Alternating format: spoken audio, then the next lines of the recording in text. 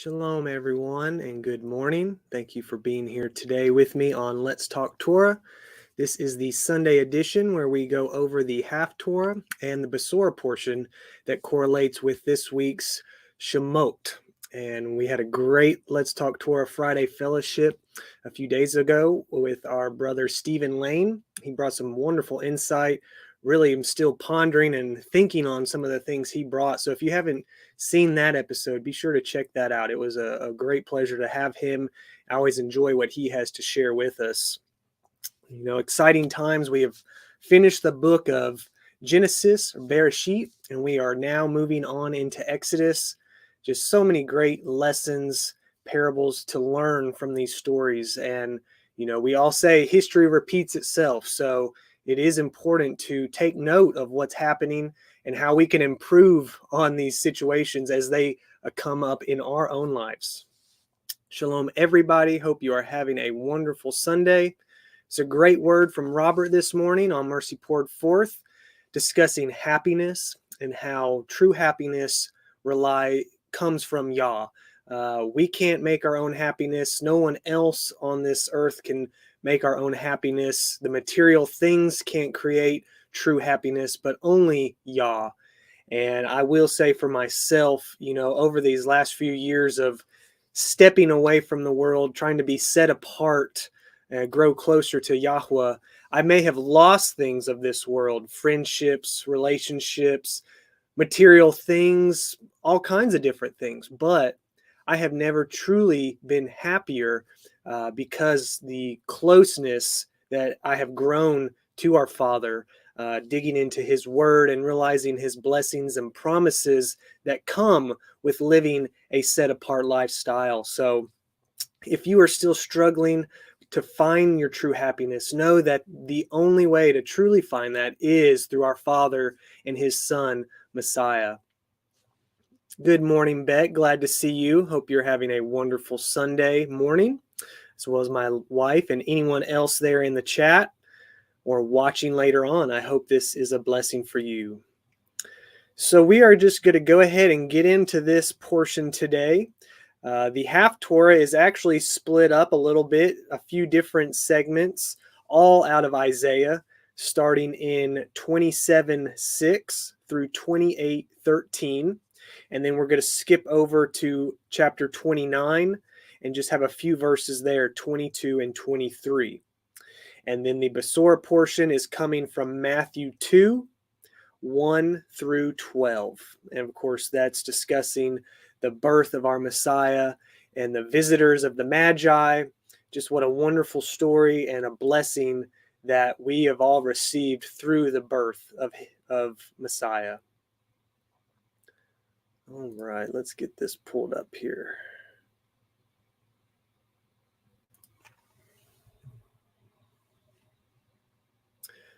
All righty. Good morning, Annette. Glad to see you. Thank you for joining us. So starting in verse 6, and I do have some commentary to read along with these, and then we'll just read the scripture line by line on the Besorah. So this is Isaiah 27, starting in verse 6. He shall cause them that come of Yaakov to take root. Literally, in the coming days of Yaakov shall take root. The believers of Yah being established. Israel shall blossom and bud. The believers being active in good works and fill the face of the world with fruit. In Romans 11:12 it says, now if the fall of them be the riches of the world, and the diminishing of them the riches of other nations, how much more their fullness. So the believers of all times are rich in good works to the glory of Elohim. You know, that's where our good works come from. We must have those first fruits, those fruits of the Spirit that we give off. Those are our good fruits. Picking up in verse 7. Hath he, yahuah, in his visitation of mercy, smitten him, Israel his people, as he smote those that smote him, literally with the stroke of his smiter, after the manner of the enemies who vented their spite upon Israel? Or is he slain according to the slaughter of them that are slain by him? In measure, when it shoot forth, thou wilt debate with it, literally in a small measure, by sending her away, thou punishes her. The reference being to Israel's exile. He stays his rough wind in the day of the east wind. Literally, he breathes with his rough breath on the day of the east wind. That is, yahuah at the time of the captivity sent his breath with great force to purify the country. Not the destruction of Israel, but its salvation was intended. By this, therefore, by the punishment of the exile, shall the iniquity of Yaakov be purged, his guilt expiated, purification brought forth. And this is all the fruit to take away his sin. The punishment, if properly effective, shall have the following result. When he makes all the stones of the altar as chalk stones that are beaten in sunder, the grooves and images shall not stand up. Really, so that the places of Ashtaroth and the images of the sun shall not rise again. Israel is shown the condition under which it will be acceptable to Elohim.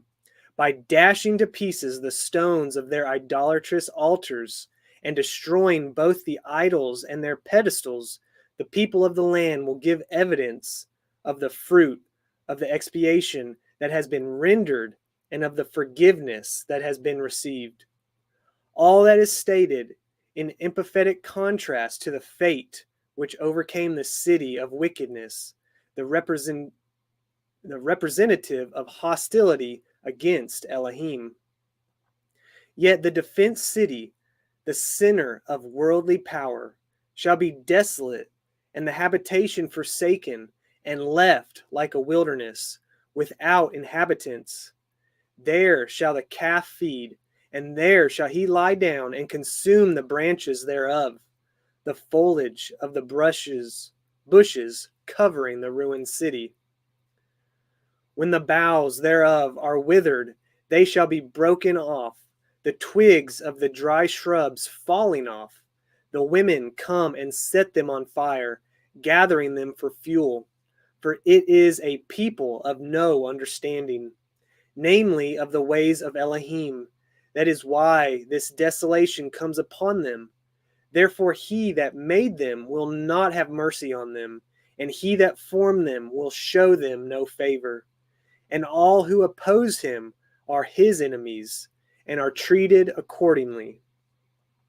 And it shall come to pass in that day of yahuah shall beat off, as the harvester does the sheaves with a flail, from the channel of the river unto the stream of Egypt, from the Euphrates to the brook on the boundary of Egypt, now known as the Wali El Arish, and shall be gathered one by one, O ye children of Israel, as the result of such harvesting, the picture being taken from the land of Canaan and the deliverance of the children of Israel. And it shall come to pass that in the day that the great trumpet shall be blown, the signal of the final judgment, and they shall come which were ready to perish in the land of Assyria, here representing all the hostile forces of the world, and the outcast in the land of Egypt, just as yahuah says, and shall worship yahuah in the holy mountain of Jerusalem. Israel's return from exile is a type of the restoration of all the redeemed and their inheritance of the heavenly born. In Matthew 8:11, it says here, and I say unto you that many shall come from the east and west, and shall sit down with Abraham and Yitzhak and Yaakov in the kingdom of heaven. What a wonderful day that will be, to get to fellowship with our patriarchs, forefathers. All right, so moving on into chapter 8.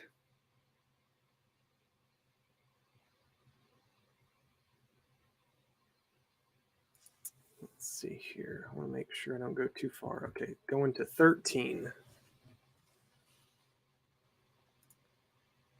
Woe to the crown of pride, to the drunkards of Ephraim, that upon which they prided themselves in their contempt of yahuah, whose glorious beauty, like that of a wreath or garland put on during a drunken feast, is a fading flower, which is for the reference is to the crown or garland worn by the drunken fools of Samaria, on the head of the fat valleys of them that are overcome with wine. The picture is that of Samaria, the capital of Tile, northern kingdom, situated on a beautiful hill, surrounded with rich, terraced valleys like wreaths, but with its leaders slaves of wine, overcome by the vice of drunkenness. The picture is purposely painted dark, as the warning to the inhabitants of the southern kingdom. Behold, yahuah has a mighty and strong one, namely the Assyrian conqueror, which as a tempest of hail and a destroying storm, a shower of destruction, as a flood of mighty waters overflowing, shall cast down to the earth with the hand, overthrowing boast, fill Ephraim with its proud capital, Samaria. The crown of pride, the drunkards of Ephraim, the wreath which the drunkards of Ephraim, Tile rulers of the northern kingdom, wear with such arrogant haughtiness, shall be trodden under feet. And the glorious beauty which is on the head of the fat valley shall be a fading flower, and as the hasty fruit before the summer. That is, it will happen to the fading flower of Ephraim's beauty, which is on the head of the fertile valley, as it does to the early fig, which when he that looketh upon it sees while it is yet in his hand, just as soon as he had gotten hold of it, he eats it up.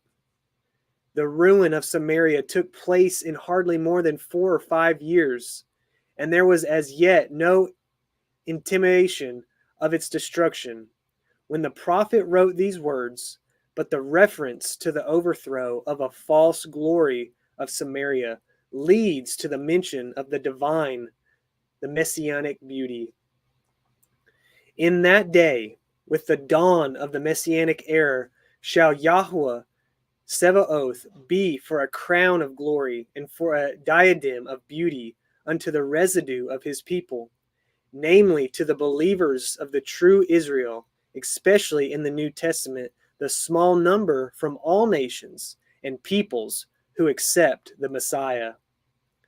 And for a spirit of judgment to him that sits in judgment, to have righteousness and justice prevailing throughout the land, and for strength to them that turn the battle to the gate, both in repelling an attack of the enemies and in directing the battle against the stronghold of the adversaries. The believers have power both to withstand the evil and to wage an offensive war against those who are its exponents. After this beautiful interlude, yahuah turns to the people of Judah with a similar earnest warning. But they also have erred through wine, the rulers of Judah being addicted to the tile, same vice as those of Samaria, and through strong drink are out of the way, reeling and staggering in their drunkenness. The priest, to whom the use of intoxicating liquors was strictly forbidden, and the prophet have erred through strong drink. We can see in Leviticus 10, verse 9, do not drink wine nor strong drink, you nor your sons with you, when ye go into the tabernacle of the assembly, lest ye die. It shall be a statute forever throughout your generations.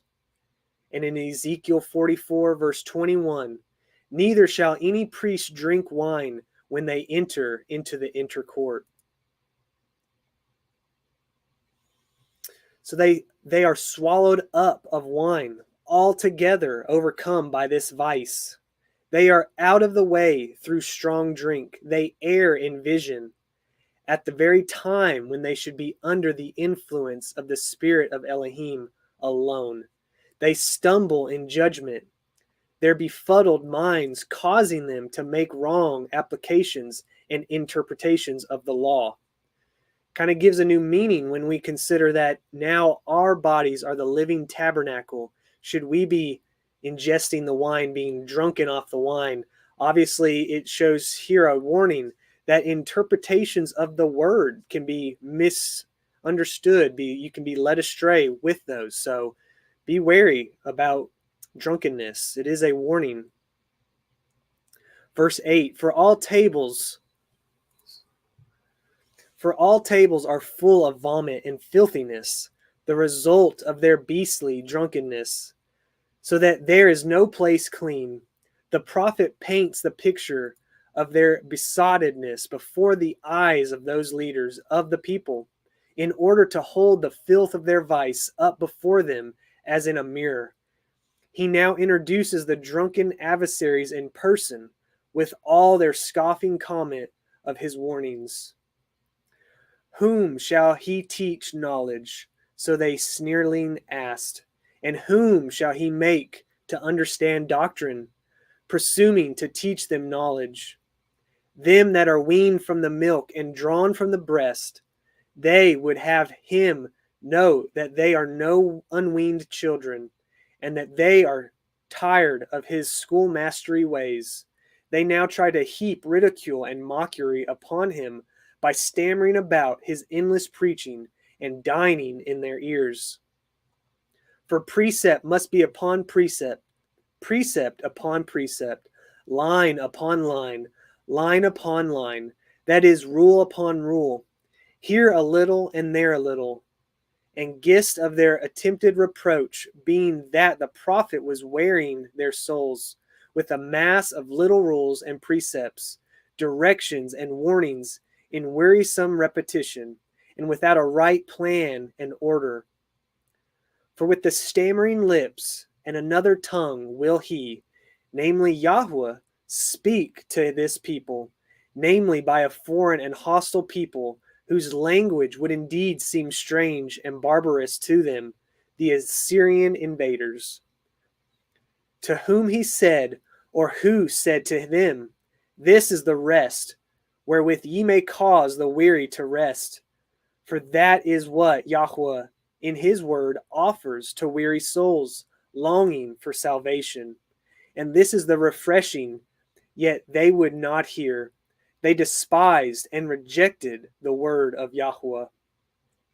But the word of yahuah was unto them, that is, it shall now truly be precept upon precept, precept upon precept, line upon line, line upon line, here a little and there a little, namely in the stammering sounds and a tedious repetition which would come upon them as a judgment from on high, that they might go, unwilling though it may be, and fall backward and be broken and snared and taken, snared and captured by the enemy. Thus many a person who in our days is sneering at the word of Elohim as an endless repetition of a jumble of rules and orders of life will find himself judged and condemned to an eternity of damnation by the very word, for he that believeth not shall be damned. Wow, that's some powerful words. And that is the importance of reading precept from precept, line by line. You cannot skip around, you cannot pick and choose. Each word was placed there intentionally. Each word matters. And we know that the word was made flesh. So it is so important to dig into the scripture, not picking and choosing what you want to hear, but soaking it all in, because it is all important.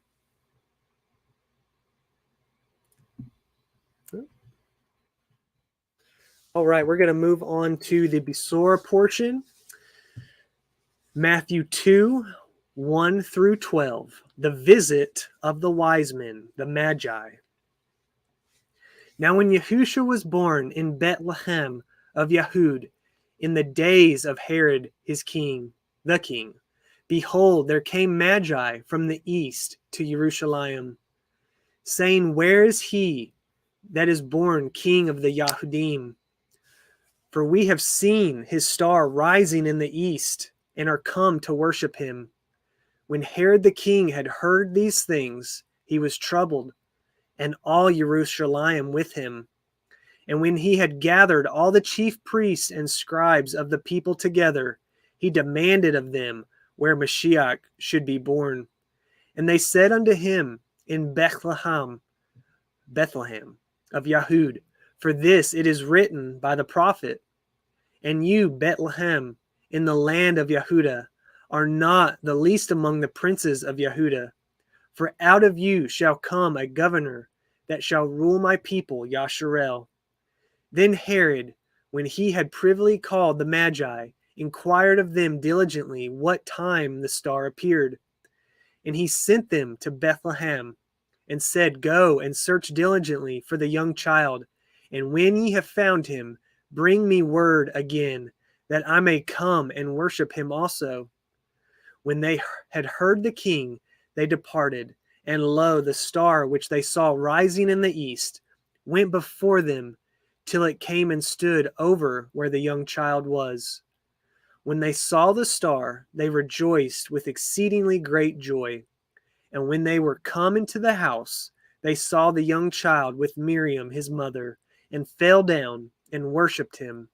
And when they had opened their treasures, they presented unto him gifts, gold and frankincense and myrrh. And being warned of El in a dream that they should not return to Herod, they departed into their own country another way.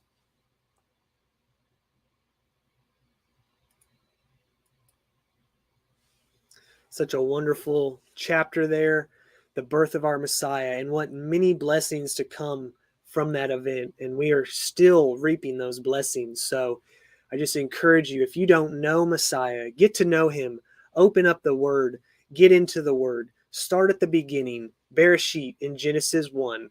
That's where it all begins. And we know that our Messiah was there with the Father Yahuwah from the beginning, designing and creating the heavens and the earth, creating man, living through men, intercepting through yahuah, interacting with man on his behalf, and then becoming a man here in Matthew, living out the Torah perfectly, a sinless man that died for our sins to wipe them away white as snow, to give us the salvation and everlasting life in his kingdom. Focus on his kingdom, not the kingdom here on earth. Anyways, that does it for me. Thank you for joining, everyone. I hope you have a blessed start of the week. We are praying and lifting up everybody that your needs are met this week. Seek out the Father. Ask for his wisdom and discernment in your life, and he will bestow that to you if you're seeking him out in all that you have. Seeking him first, giving him all of your first fruits. And in turn, you can be an example to others, leading them to that righteous path. So shalom and blessings to you all.